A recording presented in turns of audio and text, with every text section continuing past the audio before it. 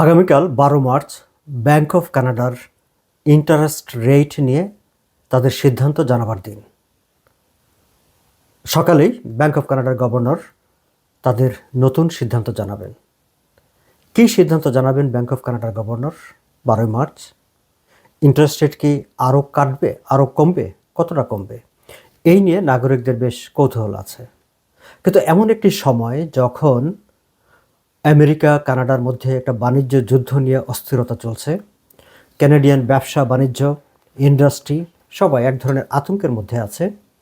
অর্থনীতি সামনে প্রচণ্ড চাপের মুখে পড়বে এরকম আভাস দিচ্ছেন অর্থনীতিবিদরা, অ্যানালিস্টরা। সেই সময়ে bank of Canada interest rate নিয়ে কী সিদ্ধান্ত জানাবেন? আমরা জানি যে গত জানুয়ারি মাসে ইন্টারেস্ট রেট কমিয়ে এখন 3% নিয়ে আসা হয়েছে। ধারণা করা হচ্ছে এবার কোয়ার্টার পয়েন্ট ইন্টারেস্ট রেট কমানো হবে। যদিও এর আগে প্রায় প্রতিবারই 50% পয়েন্ট করে কমানো হয়েছে, কিন্তু এবার আর আগের মতো করে কমানো হবে না, হয়তো বা কোয়ার্টার পয়েন্ট কমানো হবে।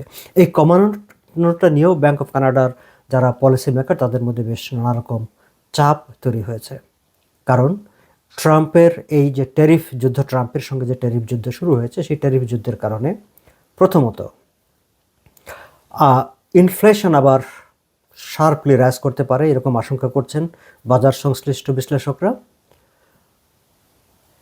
বিভিন্ন প্রতিষ্ঠানগুলো যেহেতু চাপের মধ্যে পড়বে, ফলে আনএমপ্লয়মেন্ট বাড়তে পারে, ইকোনমিতে একটা চাপ তৈরি করতে পারে। সেই ক্ষেত্রে আবার ইকোনমিকে হেল্প করার, সাপোর্ট দেওয়ার একটা প্রয়োজন হবে, এবং ইকোনমিকে সাপোর্ট দেওয়ার জন্যেই আবার ব্যাংক ঋণের সুদের হার কমানোর প্রয়োজন।